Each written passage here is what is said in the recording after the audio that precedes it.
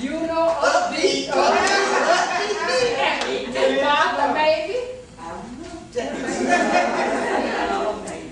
Ladies, I am so thrilled about the call to prayer and self-denial theme this year. Creating communities through information technology. That's right up my alley, you know. Amen. You all are coming, right? Yeah. I don't know. What does it mean anyway? Yes, I agree. We have an IT information department at work, but what does that have to do with mission? Mission is what United Women, Methodist Women do. Is all about. That's true. Now, Gloria, let Patty talk. I think it's exciting that the United Methodist Women have come up with this theme this year. It has a lot of appeal, especially in today's world by our young women. This just might be something good, you know. Others right, but I also agree with the others that it doesn't seem to be really focused on our mission. I need to hear more about it before I can say. Now, ladies, this theme is mission focused. United Methodist Women is in line with trends in the larger church. In 2004, General Conference adopted a resolution called Proper Use of Information Communication Technologies.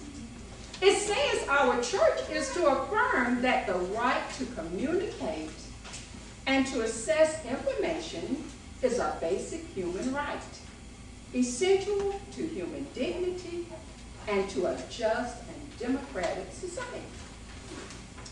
Okay, so we're answering a higher calling. This reminds me of Luke chapter 2, verses 8 through 11, where everyone had equal access to God's news. But now listen, this is what it says. And there was a shepherd living out in the fields nearby, keeping watch over their flocks at night. An angel of the Lord appeared to them, and the glory of the Lord shone upon them, and they were terrified. But the angel said to them, do not be afraid. I bring you good news of great joy that will be for all the people. Today in the town of David, a Savior has been born to you. He is Christ the Lord. Now, that's all good. But I have heard of some folks now that have a cell phone and don't even have the money for rent. Hammers! I don't want to be like that.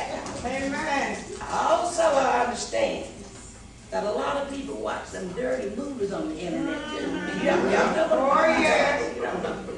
Now, look, it is important to remember, though, that technology can be used to send important information quickly across great distances. Now, this can include information about disasters, violence, and other dangers. Technology can also be an important part of education, teaching lessons on math and science, and also sharing information about diseases and treatment in places, like Africa. That sounds like spreading good news to me. I get all that, but what does this have to do with me and other United Methodist women? This information technology is just beyond me. Okay, Martha. I have an example at home of how it benefit and create the community through information technology. Debbie, didn't you just say you signed up for United Methodist Women online community at www.umonline.org? Yes. And it's fun too. I spoke with some United Methodist women in California, and we exchanged some ideas on how to do the flag service. The online community also brings us together as a sisterhood of faith. Now, Gloria Bronco, now, hasn't new technology helped your mother now that she has become visually impaired? Well, yes. She uses a computer aid that has allowed her to read a lot for herself and it gives her more independence. Her ability to gain access to these new technologies has allowed her to stay connected to her family and the community, right? Yes, it does keep her connected, and I'm still not sure what our part is though. Okay, around the world, around the United States, there are thousands of others who do not have the same opportunity as your mother has. And we want to help them achieve this opportunity, joy of connection that your mother has. Okay, but some folks do not have computers. Or if they do, they are old and need updating. Yes. How are we going to help them with that? And you know, I have a computer, and I don't know what to do with it. You know, I overtake you got just a flash.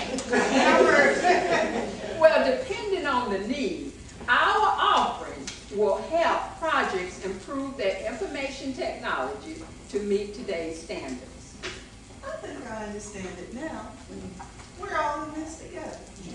Like my grandson, he uses the computer that helps him with his spelling and his math. Can you imagine if every young person had access for this opportunity? That would be good. Yes, remember our purpose.